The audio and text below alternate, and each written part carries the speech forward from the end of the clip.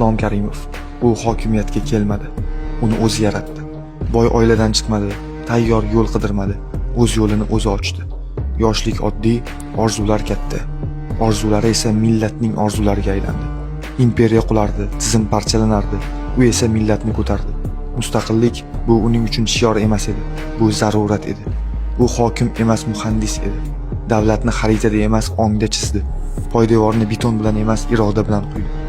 U so'z bilan emas, qaror bilan gapirdi. Qo'rquv ustidan kuch qurdi, vaqt ustidan tizim qurdi. U bilan bayroq balandlashdi. U bilan davlat mustahkamlandi. U bilan millat o'zini tanidi. Qonunlar qattiq bo'ldi chunki zamon yumshoq emas edi. Har bir qaror sharoitga javob edi. 25 yil vaqt emas, bu avlodlarning ongiga yozilgan kod edi. U kodni u yozdi. Qon bilan, vaqt bilan, iroda bilan. U ketdi, lekin u yozgan kod ishlashda davom etmoqda. Maydonlar, bayroqlar, qonunlar ular gapirmaydi, lekin seziladi.